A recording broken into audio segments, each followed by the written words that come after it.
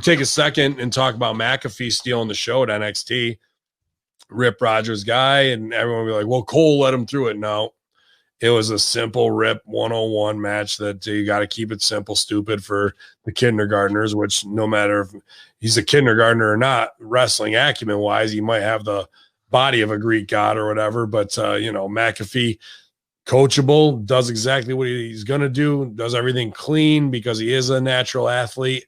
And, dude, from the front flip, high spot to the jump up to the top rope, clean superplex, everything was there, timing there, simple stuff, headlocks there, clotheslines looking real. And a couple things you could take out, like the Ric Flair woo, and that's just early days mark out stuff. That's what's going to happen.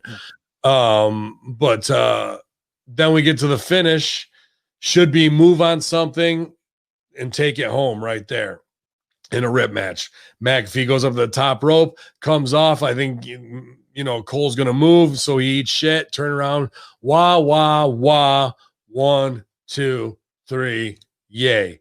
Instead, he goes up, comes off. Cole has to hit his super kick to put him down so he can sit him up and go, I want you to watch me beat you, and pull his knee pad down and then not do nothing there with the knee, go over to the rope to have to set him up in the corner to hit something out. Now our wah, wah, wah, 1, 2, 3 is blown out of the water.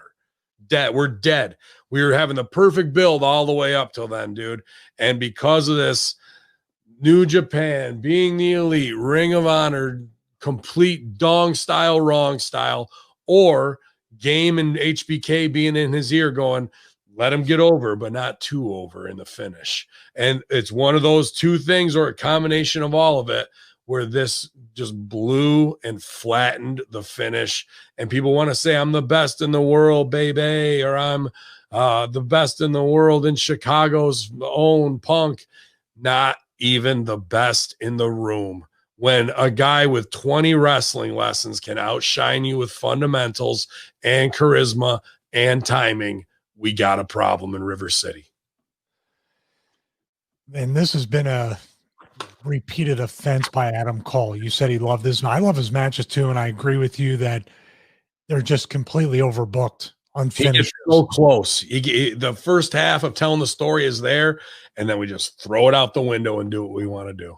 Well, McAfee, I want to concentrate on him first. The first thing I want to say is, it wouldn't have been more reality-based to have McAfee go over, because Cole wasn't prepared. Even that superplex could have been a finish. How could you get any higher than that as far as whoa? And what's wrong with getting beat by somebody you weren't prepared to know he was that good? You can do that as a babyface and give him credit, and then he talks shit and you have the match again, which could potentially be even better because he would work even harder and have more experience. I just saw it like you saw it. McAfee going over, maybe another match with Cole. Hunter gets involved. Now it's McAfee. Dude, they wasted 6 months worth of business, maybe a year. I mean, you stretch it out. And McAfee looked more like a star than he did. McAfee, I think because he's a punter, people think this is where the boys can be marks outside of the business. You look at Pat McAfee, and you say, he's just a punter. Just like everybody else, probably he was a football player, just a kicker, just a punter. But he's still an athlete. He still made it to the NFL. He still was the best punter of the decade. That's no small feat.